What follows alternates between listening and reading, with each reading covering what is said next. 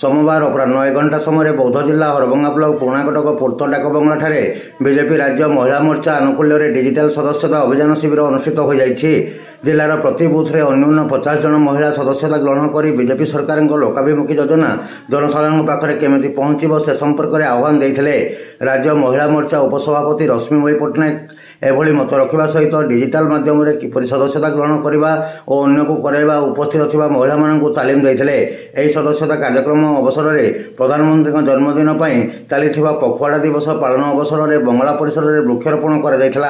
Digital सदस्यता अभियान कार्यक्रम में बीजेपी राज्य महिला मोर्चा जोनाल सेक्रेटरी तथा बौद्ध जिला सदस्यता प्रभारी इतिश्री जेना, महिला मोर्चा जोनाल सेक्रेटरी शांतिलता महाकुड़, गंजाम जिला प्रभारी तथा राज्य कार्यकारिणी सदस्य संग्राम केशरी बेहेरा उपस्थित रही उपस्थित थिबा महिला मानकु डिजिटल सदस्यता ग्रहण उपरे तालीम देथिले।